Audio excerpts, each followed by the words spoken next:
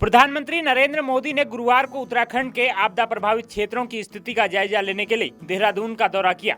हालांकि खराब मौसम के कारण उनका प्रस्तावित हवाई सर्वेक्षण रद्द कर दिया गया, लेकिन उन्होंने जमीन पर राहत और बचाव कार्यों की समीक्षा करते हुए अधिकारियों, आपदा प्रभावितों और राहत कर्मियों से सीधा संवाद किया। पीएम मोदी शाम 4:30 बजे देहरादून एयरपोर्ट पहुंचे, जहां मुख्यमंत्री पुष्कर सिंह धामी और राज्यपाल गुरमीत सिंह ने उनका स्वागत किया। इसके बाद वे सीधे स्टेट गेस्ट हाउस पहुंचे, जहाँ उन्होंने SDRF, NDRF और आपदा मित्रों की टीमों के साथ एक महत्वपूर्ण बैठक की। इस बैठक में राहत बचाव और पुनर्वास की रणनीतियों पर चर्चा हुई। बैठक के बाद प्रधानमंत्री ने 22 आपदा प्रभावितों और 57 आपदा वीरों से मुलाकात की। उन्होंने उनकी समस्याएं सुनी और कठिन समय में दिखाए गए साहस की सराहना की। पीएम मोदी ने कहा, आप सभी की सेवा भावना और समर्पण देश के लिए प्रेरणा है।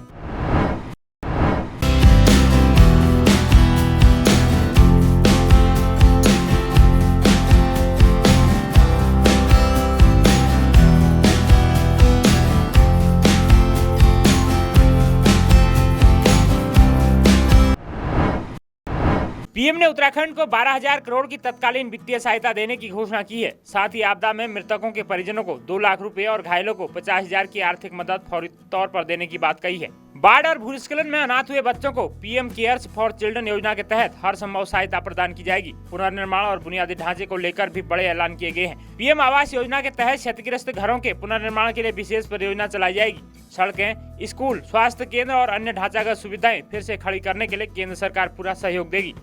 वर्तमान में केंद्रीय टीमें नुकसान का आकलन कर रही हैं। रिपोर्ट के आधार पर केंद्र से अतिरिक्त सहायता प्रदान की जाएगी। लिहाजा प्रधानमंत्री को MI-17 हेलीकॉप्टर से प्रभावित क्षेत्रों का हवाई सर्वेक्षण करना था, लेकिन खराब मौसम होने के कारण यह योजना रद्द कर दी। इसके बाद उन्होंने देहरादून में ही उच्च अधिकारियों के साथ एक हाई लेवल मीटिंग की। साथ ही राहत कार्यों को तेज करने के निर्देश दिए हैं। पीएम मोदी ने आश्वस्त किया कि आपदा की इस कठिन घड़ी में केंद्र सरकार उत्तराखंड के साथ मजबूती से खड़ी है। दोस्तों, प्रधानमंत्री द्वारा इस फौरी राहत को लेकर आप क्या कहेंगे? क्या ये राशि उत्तराखंड के लिए उचित है? कमेंट्स कीजिए, शेयर कीजिए और जुड़े रहिए उत्तराखंड न्यूज टुडे नेटवर्क की सबसे भरोसेमंद खबरों के साथ। नमस्कार।